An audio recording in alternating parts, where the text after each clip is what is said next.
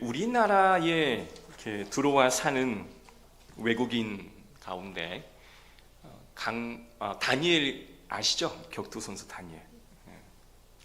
그리고 연예인 중에도 강다니엘이라고 하는 사람 여러분 아세요? 우리 어르신들은 무슨 소리 하는 거야? 라고 생각하시고요. 우리 젊은 친구들은 잘 아실 거예요. 이 다니엘이라고 하는 이름이 참 부르기에도 좋고 참 좋은 외국의 이름 중에 하나입니다. 그런데 성경에서 가장 유명한 이름 중에 하나가 바로 다니엘이죠. 그죠?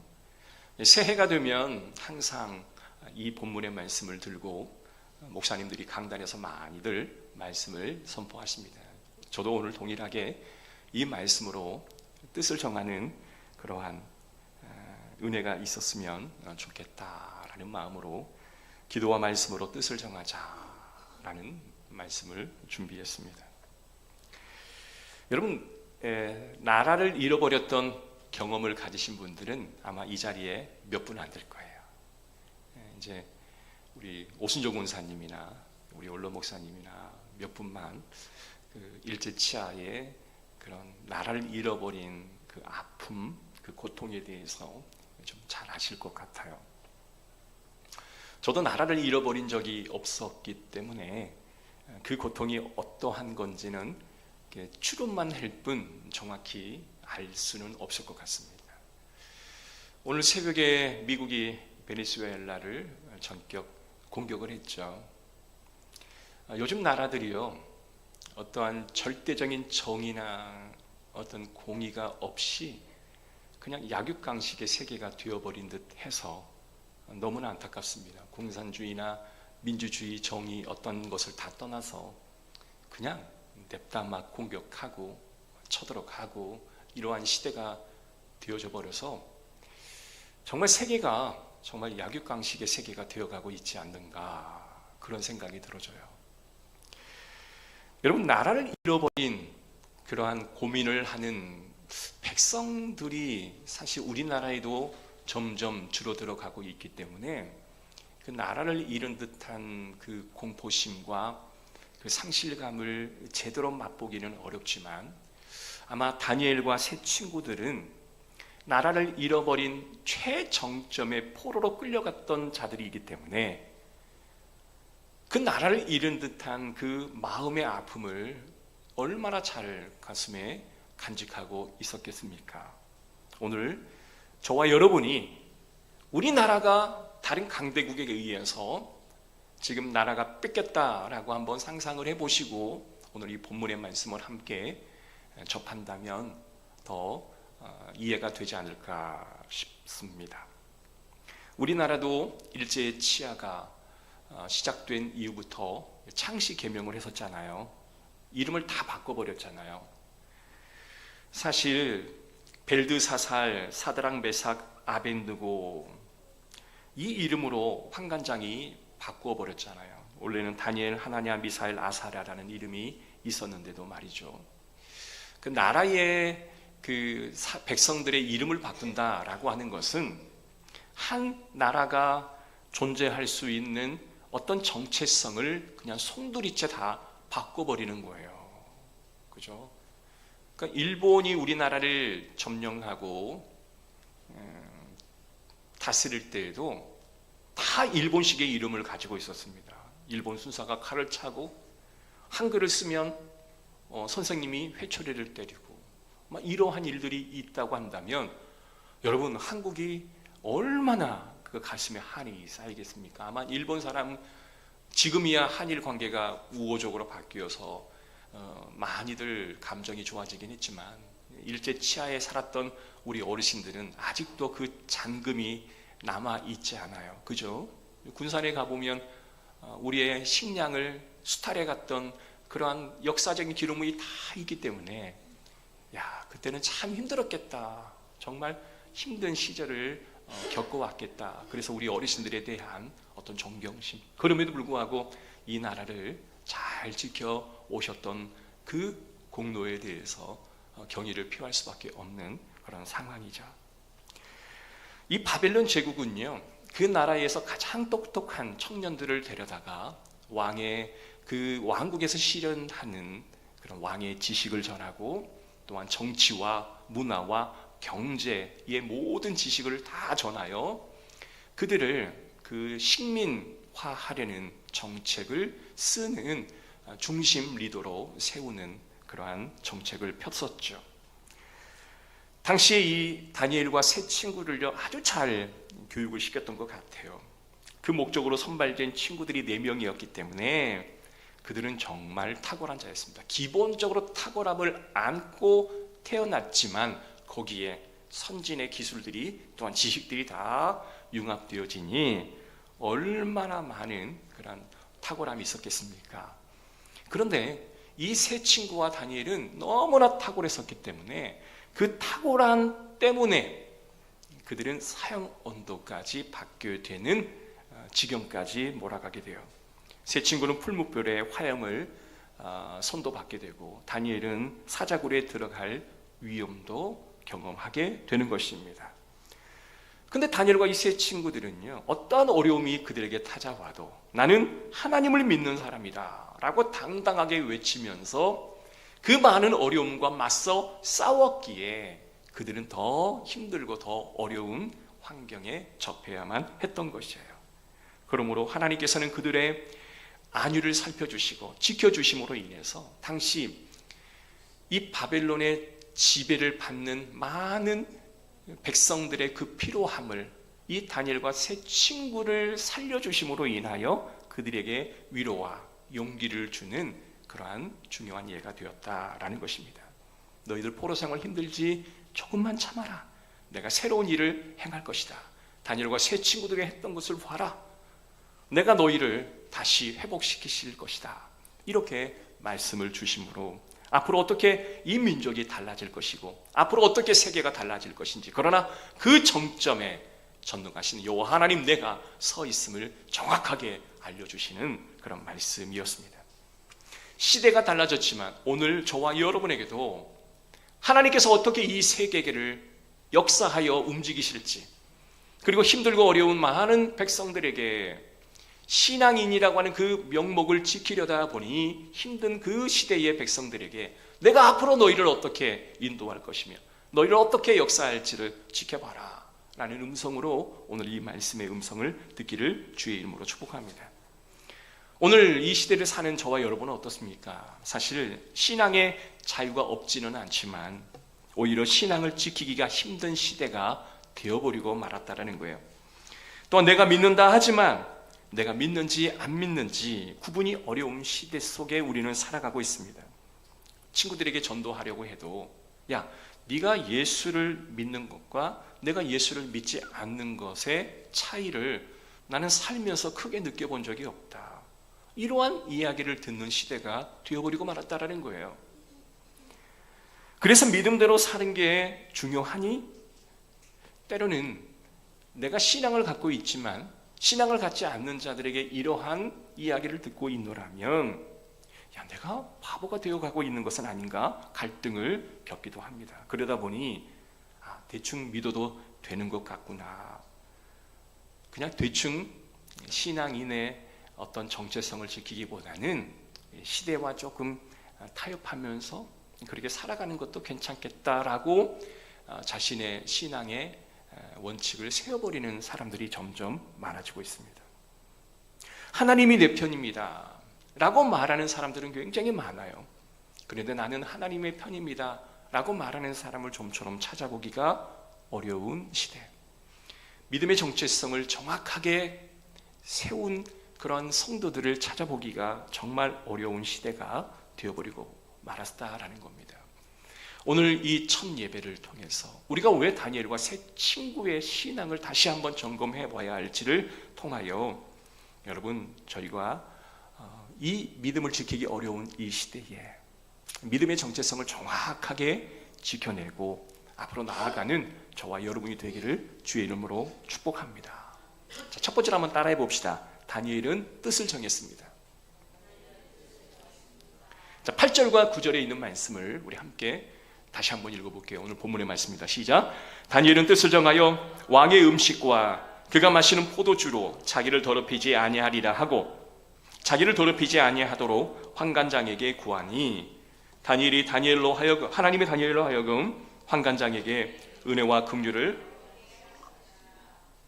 자 여기서 뜻을 정했다라는 이 말의 그 원어의 뜻은 결단했다라는 겁니다.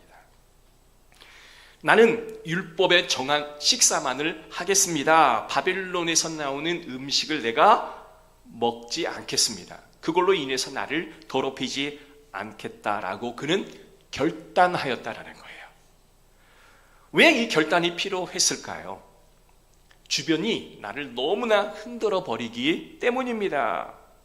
주변이 나를 가만 놔두지 않고 자꾸 흔들면 내가 넘어질 수밖에 없기 때문에 내가 지금 나는 이렇게 하겠습니다라고 결단하고 그것을 주변에 선포하지 않으면 안 되기 때문에 결단했다라는 것입니다. 그래서 자기를 더럽히지 않도록이라는 말을 2번씩이나 다니엘이 반복하면서 주변의 모든 사람들에게 그렇게 공포를 하고 있는 거예요. 사실 피지배 나라에서 포로로 끌려온 자였기 때문에 이와 같은 마음을 품었다라는 것만으로도 상당히 위협을 받을 수 있을 텐데 나는 이러한 신앙의 정체성을 가지고 있으니 나는 이렇게 하겠습니다라고 공포하는 것은 그들이 얼마나 하나님을 신뢰하고 있는지를 보여주는 단적인 증거라 할 수 있겠습니다.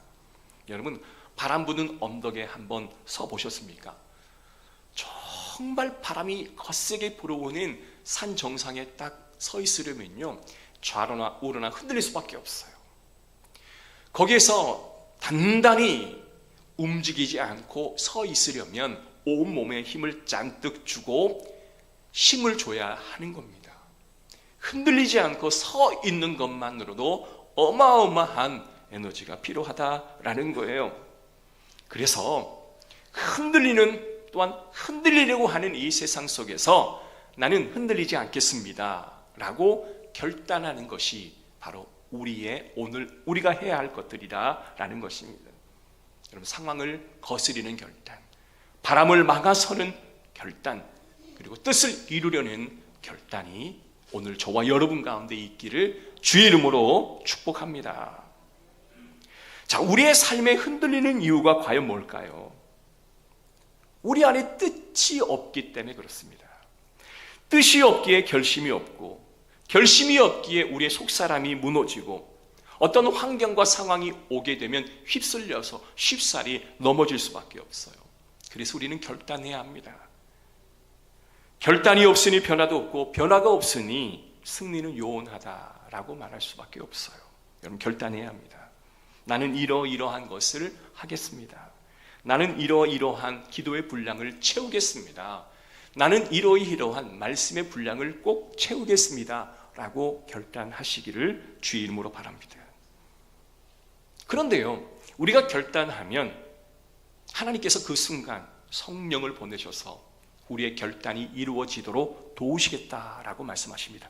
오늘 9절의 말씀 한번 읽어볼게요. 하나님이 다니엘로 하여금 환관장에게 은혜와 긍휼을 얻게 하신지라. 자, 주어가 누굽니까? 하나님이에요. 하나님께서 다니엘로 하여금 환관장에게 은혜와 긍휼을 얻게 하셨습니다. 하나님이 상황을 만져주시고 상황을 다스리고 도움을 주는 자를 먼저 보내서 다니엘이 결단한 대로 살도록 허락해 주시는 거예요. 여러분 결단하면 여러분이 그 결단을 이루도록 사람을 보내주십니다. 환경을 만들어 주십니다. 그래서 이 환관장이 이 다니엘로 하여금 은혜를 받고 이 환관장이 오히려 다니엘에게 도움이 되고 오히려 왕에게 인정을 받는 중간의 다리 브릿지 역할을 하는 존재가 되어지는 거예요. 그뿐만 아니라 하나님은 이 뜻을 정한 소년들에게 타고담을 선물로 허락해 주셨습니다. 1장 17절 제가 읽어드릴게요. 하나님이 이 네 소년에게 학문을 주시고 모든 서적을 깨닫게 하시고 지혜를 주셨으니 다니엘은 또 모든 환상과 꿈을 깨달아 알더라. 아멘. 여러분, 만약에 다니엘과 이 세 친구들이 자신을 지배하는 지배국의 고만고만한 사람으로 내가 성장하겠다 했다면 아마 그는 그 나라에서도 고만고만한 사람으로 자라났을 것입니다. 그러나 그가 포로민이었지만 그가 그 가운데 환경을 거스리고 내가 뜻을 정하고 뜻을 공포하고 공포하니 하나님이 돕는 자를 보내어 모든 상황을 이끌어 가실 때 하나님은 그들에게 뭘 더해 또 주었다고요? 깨닫는 은혜, 탁월함을 주셨다라고 말씀하시는 거예요. 어제 조영미 집사님이 같이 청소도 하고 어디 가냐 했더니 나단이 책 읽는데 도서관에 간대요. 서점에 간다 그랬나? 아무튼 도서관에 간대요. 여러분 아마 부모님이요 나단이를 정말 똑똑한 애로 키우고 싶은 것 같아요. 아니에요. 자, 근데 제가 느끼기에 우리 나단이가요 말하는 게 굉장히 달라졌어요. 그러니까 어린아이 때 그 말하는 그 어휘나 문장력이 굉장히 성장을 많이 했다.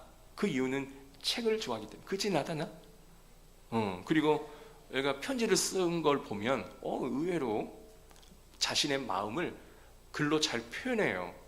표현력이 좋다라고 하는 것은 굉장히 상상력도 좋아야 하지만 어떤 다양한 책을 통해서 내 마음에 쌓인 어떤 탁월함이 있어야 되거든요. 똑똑해요. 아마 정말 똑똑한 아이가 될 것 같아요. 근데 우리 집사님 부부가 오늘 이 본문의 말씀을 잘 들어야 해요. 하나님께서 주시는 그 탁월함은 하나님의 선물입니다. 여러분 그 탁월함을 하나님께 받았다면 정말 하나님께 영광을 올려드려야 됩니다. 근데 이 다니엘은 뜻을 정하였어요. 그리고 돕는 자를 붙여주셨습니다. 그리고 그에게 탁월함을 심어주었어요. 그럼 잘 될 수밖에 없지 않겠습니까? 자, 그런데 오늘 19절 20절 하나님께서는 그들에게 어느 정도의 탁월함을 주셨냐면요 바벨론의 술사, 이게 바벨론의 술사하면 책사 정도 되는, 그죠? 책사 정도 되는 아주 지혜자인데 그 지혜자보다 10배 정도의 탁월함을 주셨다고 합니다. 19절 시작. 왕이 그들과 말하여 보매 무리 중에 다니엘과 하나냐와 미사엘과 아사랴가 같은 자가 없으므로 그들을 왕 앞에 서게 하고 왕이 그들에게 모든 일을 묻는 중에 그 지혜와 총명이 온 나라 박수와 술객보다 몇 배나 10배나 나온 줄을 아니라. 할렐루야. 우리 나단이에게 10배의 그러한 능력, 또 우리 지우에게 그러한 능력이 주어지기를 주의 이름으로 축복합니다. 또 오늘 한나에게 그런 지혜가 주어지기를 주의 이름으로 축복합니다. 10배의 축복이 있으면 정말 행복하겠어요. 자, 교회 다니시는 우리 성도님들이 이렇게 말씀을 듣고 성경을 딱 덮어버리고 끝내버려요. 아, 좋다. 10배의 내가 지혜와 탁월함을 선물로 받았으면 너무 좋겠다 하고 성경을 딱 덮어버려요. 자, 그런데 한때는 이 다니엘 학습법이라고 그래가지고요 부모님이 책을 어마어마하게 샀어요. 그리고 교회 목사님도 많은 부모들에게 다니엘 학습법 책을 선물도 하고 교회 특강을 하기도 하고 다니엘 학습법을 주제로 성경 공부도 하게 하는, 뭔가 자녀들을 탁월함과 성공을 목적으로 책을 읽고 성경을 읽게 되었다라는 겁니다. 자, 그런데 어떤 탁월함과 성공의 목적으로 이 다니엘을 읽었다면 성경을 절반만 읽은 거예요. 우리가 더 나아가야 할 부분은 하나님께서 왜 이 자녀를, 왜 이 청년들에게 탁월함을 주셨는지, 그 목적과 의미는 과연 어디에 있는지를 우리는 알아야 합니다. 자녀를 양육할 때 탁월함이 결론이 되면 안 돼요. 탁월함은 수단이자 목적이 되면 안 되는 거예요. 여러분, 탁월함을 주시는 이는 누구예요? 하나님이십니다. 부모가 자녀를 탁월하게는, 어느 정도로 탁월하게는 할 수 있지만 이건 하나님이 그에게 내려주시는 은혜요, 은혜. 바벨론의 술사보다 10배나 탁월한 그러한 것은 하나님의 축복이 아니면 인간의 교육 방식으로는 어쩔 수가 없는 거예요. 그런데 이 네 사람은 하나님의 목적을 정확히 알았기 때문에 그들은 더 겸손하고 하나님 앞에 구하는 자가 될 수가 있었습니다. 여러분, 이러한 은혜가 있기를 주의 이름으로 축복합니다. 자, 다니엘 세 친구도 그러했지만 여러분, 느부갓네살 왕도 굉장히 독특합니다. 자신의 꿈을 자신만이 알고 있는데 그 꿈이 무슨 꿈인지를 알아맞히고 그 꿈의 해석까지 하라고 명령을 합니다. 다니엘을 찾아간 근위대장에게 이 이야기를 듣게 됩니다. 왕의 명령을 두고 다니엘이 이렇게 말합니다. 2장 19절입니다. 20절, 23절까지 우리 앞에 화면에 띄어 있습니다. 우리 한 절씩 교독합니다. 이에 이 은밀한 것이 밤의 환상으로 다니엘에게 나타나 보임에 다니엘이 하늘에 계신 하나님을 찬송하니라.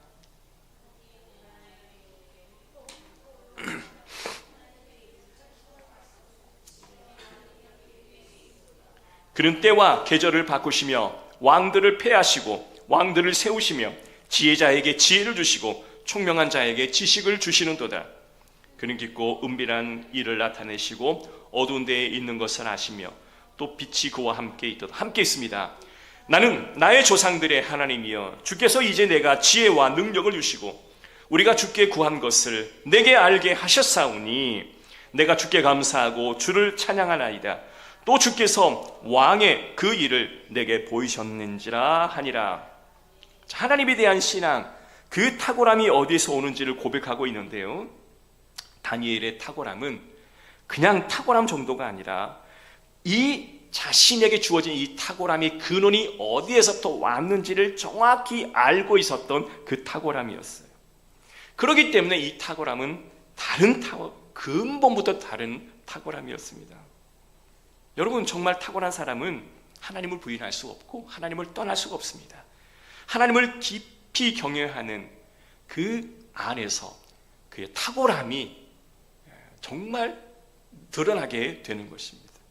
22절에 보면 깊고 은밀한 일을 나타내고 23절에 보면 감사하고 하나님을 찬양한다. 이 자녀들의 고백이에요. 하나님께서 내게 기쁨을 내리셨습니다. 그리고 이들은 하나님을 찬양합니다. 그리고 느부갓네살에게 가서 꿈도 말하고 그의 꿈도 해석해 줍니다. 그러기에 그 왕도 하나님을 찬양하게 돼요. 자, 47절입니다. 2장 47절 함께 있습니다. 시작. 왕이 대답하여 다니엘에게 이르되 너희 하나님은 참으로 모든 신들의 신이시요 모든 왕의 주제시로다. 내가 능히 이 은밀한 것을 나타내었으니 네 하나님은 또 은밀한 것을 나타내는 이시리로다. 아멘. 여러분, 열방의 왕이 하나님을 인정하고 있지 않습니까? 정말 하나님이 정말 탁월하신 분이십니다. 정말 하나님은 위대하십니다. 라고 그 열방의 왕이 입술로 고백하는 거예요. 얼마나 하나님께서 다니엘과 세 친구들에게 보여주신 그 탁월함이 위대했기에 적들의 왕조차도 그 하나님의 능력을 인정할 수밖에 없었겠습니까? 여러분, 하나님이 우리에게 탁월함을 주시는 목적은 바로 그거예요. 우리의 그 탁월함이 모든 열방에 선포되어 하나님을 그들도 고백할 수 있도록 하기 위해 하나님이 우리에게 그 탁월함을 주신다라는 것입니다. 여러분, 이 세 친구, 다니엘과 세 친구의 이 고백이 얼마나 아름다운 고백인지, 우리의 자녀가 탁월함을 선물로 받았다면 그러한 찬양의 고백이 우리의 자녀의 입술 가운데 선포될 수 있도록 여러분 기도하고 엎드리시기를 주의 이름으로 축복합니다. 그래서 다니엘은 모든 지혜자들의 어른격으로 극상되고 모든 참모들의 수석이 됩니다. 그리고 다니엘은 중앙정부를 총괄하고 이 세 친구들은 지방의 관료가 되어 그 지방의 모든 행정들을 총괄하는 그런 정말 탁월한 리더들이 되어지는 거예요.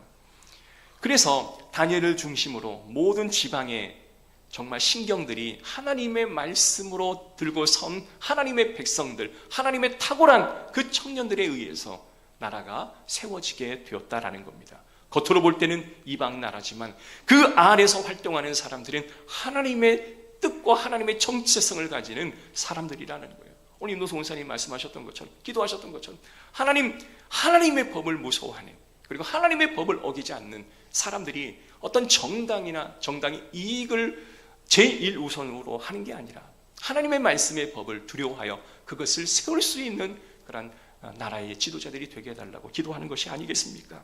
사랑하는 성도 여러분, 다니엘의 신앙은 여기서 그치지 않았습니다. 더 놀라운 믿음을 보여주는데요, 높은 자리에 올라가다 보니 정말 많은 사람들이 이 다니엘과 세 친구를 시기하는 거예요.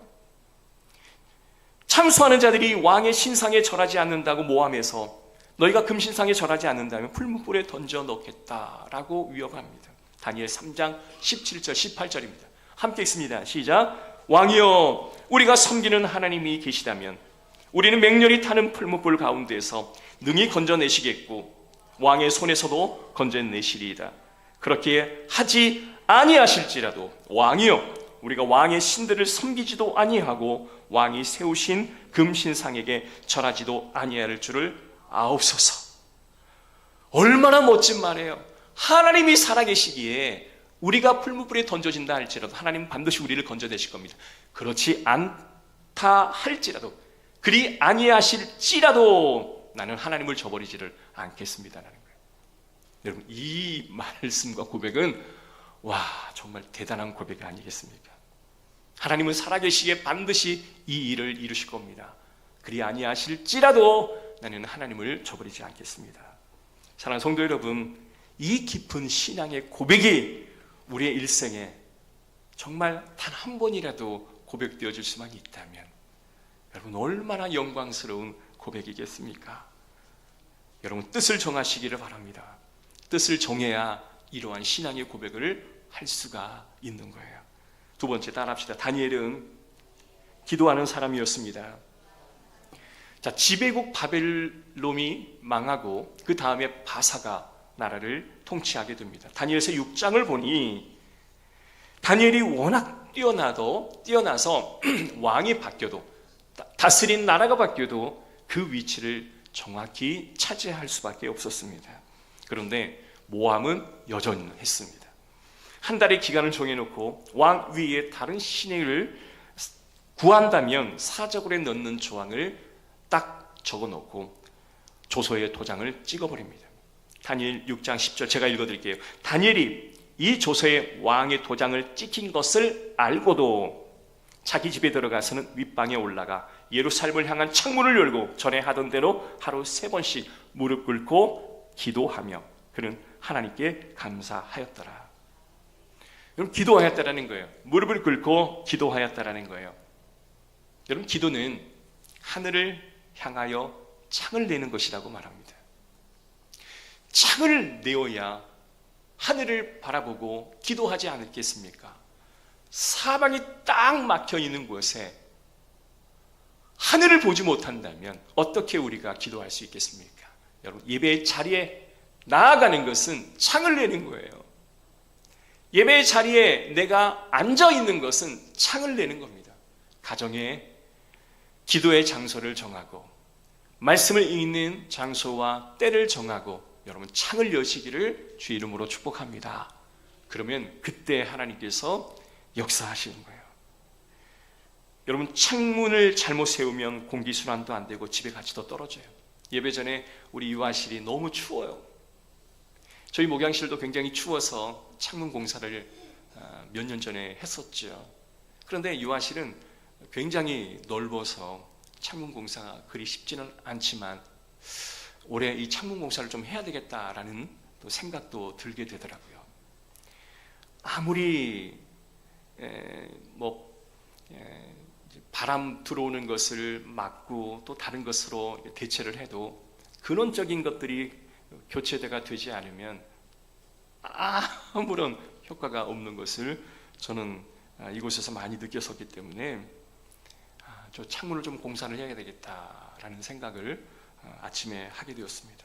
사랑하는 성도 여러분, 마찬가지로 영의 창, 하나님과의 소통하는 그 창을 반드시 열기를 또한 만들기를 결단하시고 그 창을 향해 하나님을 만나시기를 주의 이름으로 축복합니다. 하나님은 다니엘이 영적으로 하나님과 소통되어 있었기 때문에 그에게 탁월함을 주셨고 그를 열방의 사람으로 키워냈던 것이죠. 여러분, 큰 인간의 뜻과 소망이 있다면 그 기도의 창을 꼭 내시기를 주의 이름으로 축복합니다. 다니엘은 기도의 창이 있었던 사람이에요. 자, 세 번째 마지막입니다. 따라합시다. 그는 말씀을 의지했던 사람입니다. 우리 크게 한번 해볼까요? 말씀을 의지했던 사람입니다.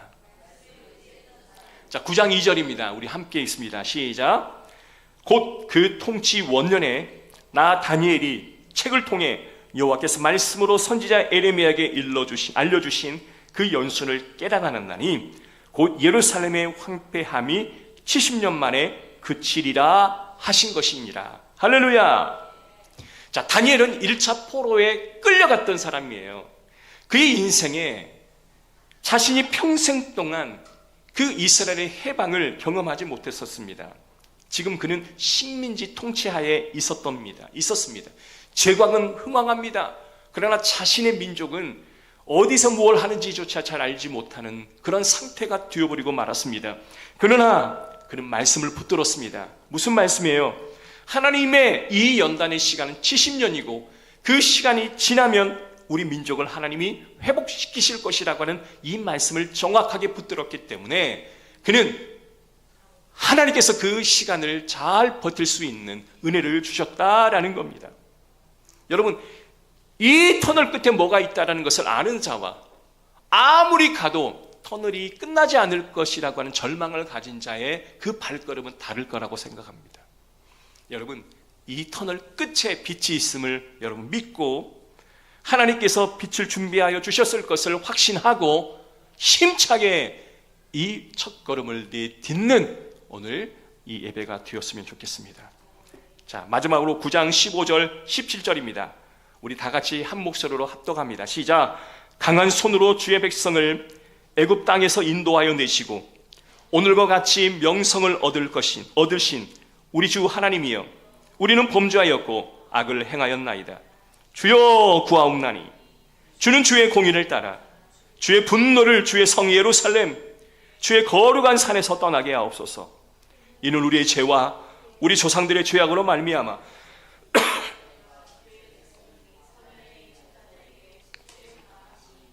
그러하온즉 우리 하나님이여, 지금 주의 종의 기도와 간구를 들으시고 주를 위하여 주의 얼굴빛을 주의 황폐한 성소에 비추시옵소서. 다니엘은 그 민족의 국운, 민족의 내일을 가슴에 끌어안고 절절히 하나님 앞에 기도하고 있습니다. 그 말씀이 이루어짐을 구하며 나아갔던 사람이 바로 다니엘이었습니다. 결론입니다. 사랑하는 성도 여러분, 우리 열린문교회는 하나님의 부름을 받고 이 자리에 섰습니다. 다니엘이 뜻을 정했고 기도의 창을 열었고 하나님이 주시는 그 말씀, 회복하리라 하시는 말씀을 붙들며 나아갔던 사람이었습니다.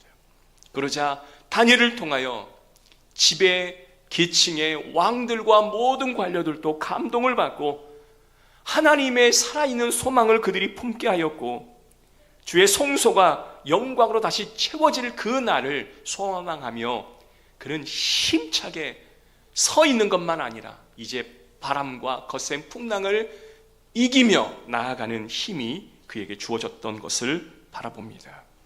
사랑하는 성도 여러분, 우리의 현실도 분명 힘들고 어려운 시대가 될 것입니다.